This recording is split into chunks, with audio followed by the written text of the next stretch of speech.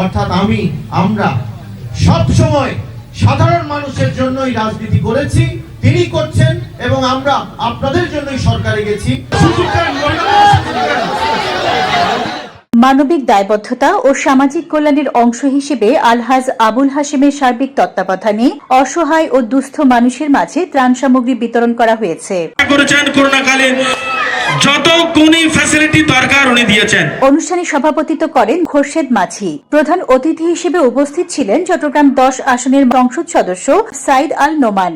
পাঠিয়েছেন অর্থাৎ আমরা সব সময় সাধারণ মানুষের জন্যই রাজনীতি করেছি, তিনি করছেন এবং আমরা আপনাদের জন্যই সরকারে গেছি।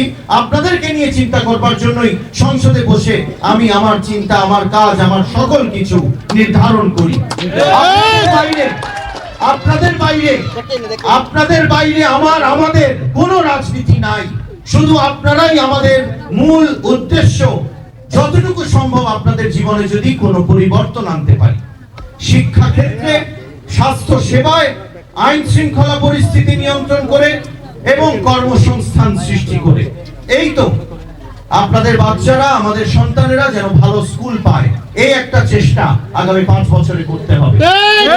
গোলাম মোহাম্মদের সঞ্চালনায় অনুষ্ঠিত অনুষ্ঠানে বিশেষ অতিথি হিসেবে উপস্থিত ছিলেন শহীদ মোহাম্মদ চৌধুরী, কামাল পাশা নিজামী, জেসমিন খানম, মোহাম্মদ ইলিয়াস চৌধুরী, সেলিম রেজা, মোহাম্মদ ফারুক, বীর মুক্তিযোদ্ধা ওসমান গনি বাদশাহ, মোহাম্মদ শাহ আলম কোম্পানি এবং নজরুল ইসলাম মানিক। এ সময় বক্তারা বলেন, সমাজের বিত্তবান এবং সামর্থ্যবান মানুষের উচিত অসহায় ও সুবিধা বঞ্চিত মানুষের পাশে দাঁড়ানো। আমি আজকে 1000 জন মানুষকে এই সামান্য ত্রাণ উপহার সামগ্রী দিয়েছি, কারণ এটা দিয়ে তো আর সেটা সবার সংসার হবে না, জাস্ট কিছুটা হলো একটু লাঘব হবে এবং তাদের সাথে আমরা সাথী হয়ে আমরা সঙ্গ, তাদের সাথে আমরা একটু কন্ট্রিবিউশন করছি, তাদের সহযোগিতা করছি, যাতে তারা একটু নিঃশ্বাসটা ফেলতে পারে এবং আগামীতে আমরা এটা ধারাবাহিকতা অব্যাহত রাখবো। আমাদের এমপি মহোদয়ের মাধ্যমে আমরা এটা ধারাবাহিকতা অব্যাহত রাখবো। অনুষ্ঠান শেষে অতিথিবৃন্দ অসহায় ও দুস্থ পরিবারের সদস্যদের হাতে ত্রাণ সামগ্রী তুলে দেন।